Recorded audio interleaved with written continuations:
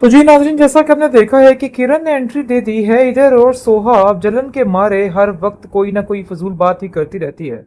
जावियार का दिमाग खाती रहती है और उसको कहती रहती है कि कौन सा दिन होगा, कौन सी घड़ी होगी कि किरण की शादी हो जाए। जिसको सुनकर वो कहता है कि आखिर तुम्हें उसकी इतनी जलन क्यों है, मुझे तो इस चीज की समझ नहीं आती।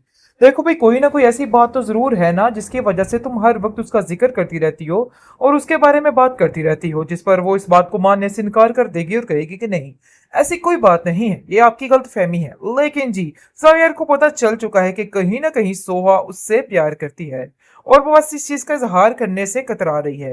लेकिन दूसरी तरफ किरण जो है ना, वो इस बात का फायदा उठाने वाली है कि सोहा के दिल में जावियर के लिए कोई मोहब्बत नहीं है।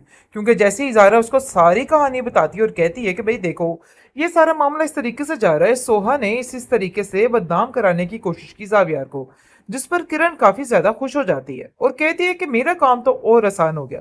इसका मतलब है कि अभी भी चांसेस हैं कि सोहा को जावेर की जिंदगी से निकाल दिया जाए और मैं उसकी जगह ले लूं।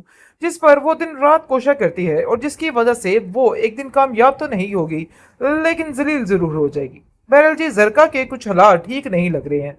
अपनी मजलूमियत का रोना दो दो कर ये लड़की अब जारा के शोहर पे डोरे डाल रही है और इस चीज का अंदाजा कहीं ना कहीं सोहा को हो रहा है। सोहा कहती है कि आखिर तुम्हारे मामला जारा के घर तक क्यों पहुंच रहे हैं, मतलब यह है कि आपको उसके घर की हर किस्म की इंफॉर्मेशन कैसे होती है, क्या मैं आपसे पूछ सकती हूँ कि ये क्या चक्कर चल रहा है। जिसको सुनकर वो कहती है कि खबरदार, तुमने मेरे मामलात में बोलने की कोई भी कोशिश की, मैं तुम्हें इस चीज के लिए कभी माफ नहीं करूंगी। जिस पर सोहा को वो काफी जलील करके वहां से निकाल देती है और कहती है कि तुम अपने घर की तरफ ध्यान दो, तुम जिस घर में आलीशान तरीके से रह रही हो ना, एक दिन मैं भी तुम्हें वैसे ही रह के दिखाऊंगी, ये मेरा तुमसे वादा है।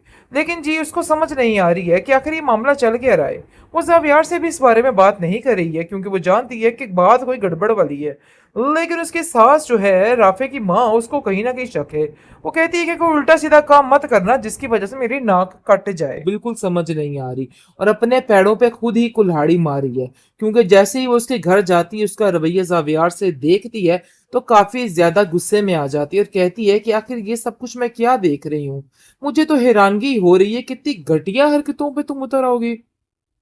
जावियार जैसे इंसान के साथ इस किस्म का रवैया, जावियार बिल्कुल भी ये बातें डिजर्व नहीं करता। ये बात तुम अपने जहन में अच्छे तरीके से बिठा लो, और अगर तुमने ना बिठाई तो यकीन मानो सारी जिंदगी पछताती रह जाओगी।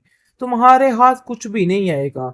जावियार काफी ज्यादा गुस्से में आ चुका है। वो कहता है कि सोहा, अब तुम्हें जो करना है तुम करो, और जो मुझे करना है अब वो मैं करूंगा। मतलब ये है कि अब जाकर इस लड़की को समझ आएगी कि इसने क्या खोया है और क्या पाया है। राफे को तो इसने खो ही दिया था, लेकिन इसके साथ साथ जावियार की मोहब्बत को खोने के लिए ये लड़की तैयार बैठी है। न जाने क्या क्या हरकतें कर रही है कि बस सबका दिल इससे उचाट हो चुका है। लेकिन जी, आप देखेंगे कि इन सब चीजों में राफे की माँ उसका साथ देने के लिए तैयार है और कहती है कि मैं मानती हूँ जो कुछ भी हुआ था, लेकिन इन सब चीजों के पीछे जावियार की कोई गलती नहीं थी। जावियार ने कुछ भी नहीं किया है।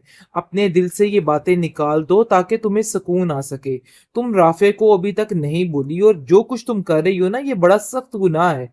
आप तुम्हें ये सब कुछ याद रखना जेब नहीं देता है, और समझो कि तुम जावियार के साथ इस रिश्ते में गलत काम कर रही हो। मतलब ये है कि बेईमानी से काम कर रही हो। और छोड़ दो मेरी बच्ची ये सारा कुछ, ये हरकतें बिल्कुल भी ठीक नहीं है। ये बातें तुम्हें जावियार से बहुत दूर ले जाएंगी, और मैं ऐसा बिल्कुल भी नहीं चाहती हूँ। खुदारा अपने दिमाग को दुरुस्त करो और सारे मामलात को ठीक करने की कोशिश करो।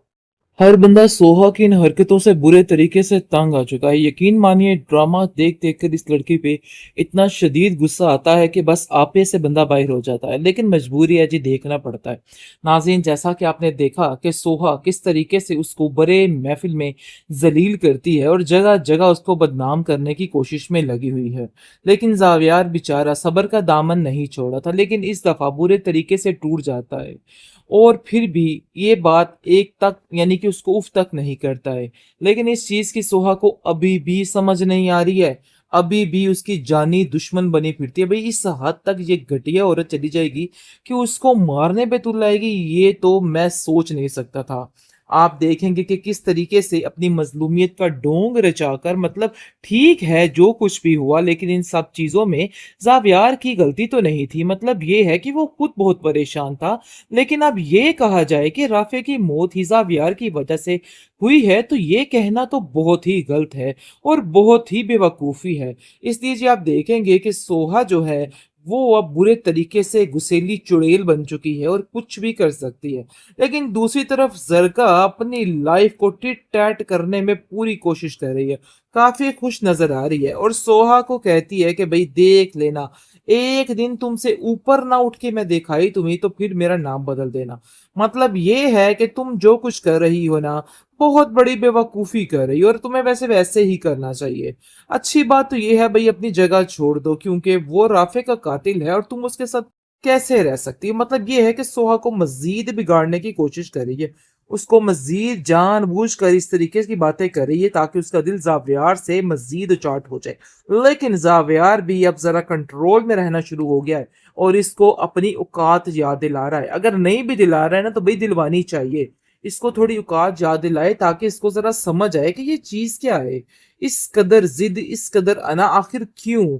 क्योंकि ये बात राफ़े की माँ भी समझती है कि इस लड़की को बिल्कुल समझ नहीं आ रही और अपने पैरों पे खुद ही कुल्हाड़ी मार रही है। क्योंकि जैसे ही वो उसके घर जाती है, उसका रवैया ज़ावियार से देखती है, तो काफ़ी ज़्यादा गुस्से में आ जाती है और कहती है कि आखिर ये सब कुछ मैं क्या देख रही हूँ? मुझे तो हैरानगी हो रही है, कितनी घटिया हरकतों पे तुम उतर आओगे।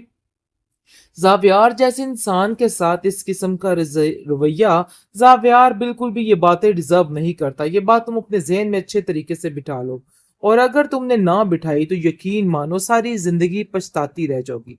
तुम्हारे हाथ कुछ भी नहीं आएगा। ज़ावियार काफ़ी ज़्यादा गुस्से में आ चुका है। वो कहता है कि सोहा, अब तुम्हें जो करना है तुम करो और जो मुझे करना है अब वो मैं करूँगा।